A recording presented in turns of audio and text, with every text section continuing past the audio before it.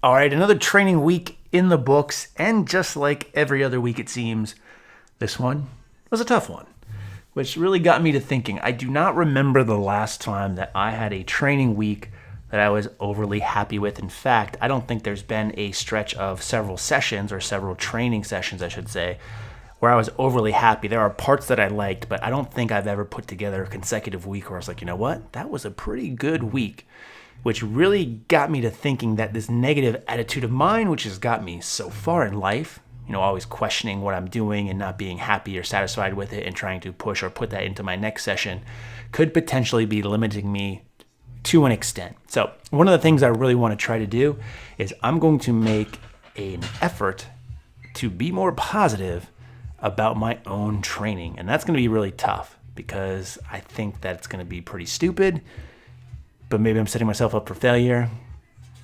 But it's worth a shot, in my opinion. Now, overall, taking a look at this week after the week is done, I feel like it was all right, but I can say that during this week, especially this first day and the second day that you're about to see, things just felt really awful. I felt really fatigued. I felt really tired. My body was achy. But again, part of my problem is I kind of have this negative attitude going into my training sessions. When I take a look at what's on my training session for the day, I'll say, all right, I have to do this, this, and this. And I'm thinking like the night before when I take a look at it, I'm like, oh, this is going to be a tough session. And then during my warm-ups, I'm like, oh, I don't want to do this. And then during my lifts, I was like, oh, all my thoughts and concerns were true. This is awful. I feel terrible. And it really has a negative carryover, I think, at least again until the week's done. And then I was like, oh, it wasn't that bad when I come back and I take a look at how things moved and how I rated them on the RPE scale. So I'm thinking that if I try to tell myself that these things are going a lot better, that maybe it will have that carryover. But we'll see. Now, that being said, even though I'm complaining, and I said this is a tough week, again, sitting here looking at it now on a Friday, I think things moved pretty well. Here's my top set on squats, a 474 for a set of 4, which I think moved really good. So squats have been feeling good as of late.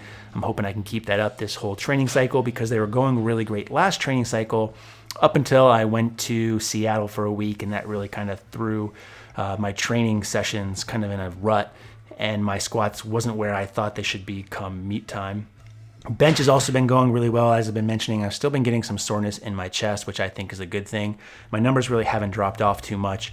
Deadlifts have been feeling really good too, and I'm especially excited going forward with this because if you follow me on Instagram, I mentioned that I will no longer be doing sumo deadlifts, so the 5-week experiment is over.